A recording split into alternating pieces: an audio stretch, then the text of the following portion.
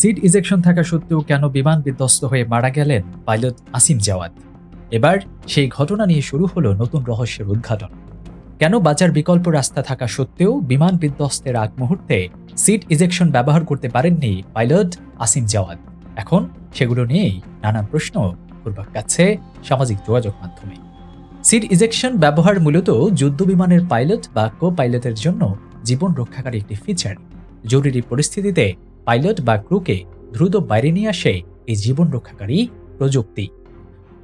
শত্রুপক্ষের আক্রমণ কিংবা বিমানে কোনো যান্ত্রিক ত্রুটি দেখা দিলে সিটের পাশে থাকা একটি লিভার টেনে ধরেন পাইলট।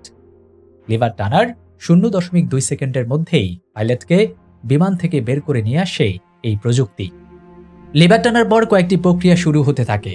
প্রথমেই ককপিটের উপরে থাকা কাচের দরজা খুলে যায়, যাতে পাইলট বের হতে কোনো সমস্যা না হয়। একই সাথে সিটের নিচে থাকা ছোট্ট একটি রকেট পাইলটের সিটটাকে 200 থেকে 250 ফুট উপরে তুলে দেয়।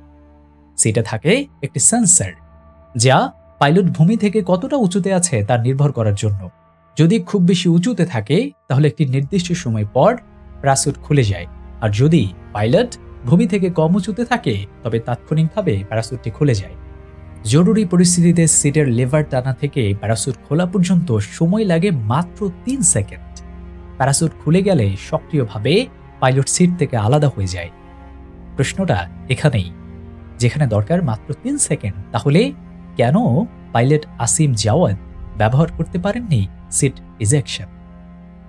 এই পুরো প্রক্রিয়ার সবচেয়ে বিপজ্জনক বিষয় হচ্ছে গতিসম্পূর্ণ বিষয়টি ঘটে খুবই দ্রুত, আর প্রচণ্ড গতির কারণে শক্তি হয় প্রচণ্ড শক্তি। এই প্রক্রিয়ায় একজন পাইলট তার শরীরের ওপর 14 থেকে 16 জি ফোর্স অনুভব করেন। সাধারণ যাত্রীবাহী বিমানে যেখানে 1.3 থেকে 1.5 জি ফোর্স অনুভূত হয়। ফলে পাইলট তার কাঁধে, পাঁজরে কিংবা মেরুদণ্ডে গুরুতর আঘাতের সম্ভাবনা থাকে। প্রচণ্ড প্রশিক্ষণ না থাকলে এই শক্তির কারণে পাইলট তার জ্ঞানও হারাতে পারে। অনেক ক্ষেত্রে দেখা যায় পাইলট সারা জীবনের জন্য পঙ্গু হয়ে যায়, এমনকি তিনি মারাও যান।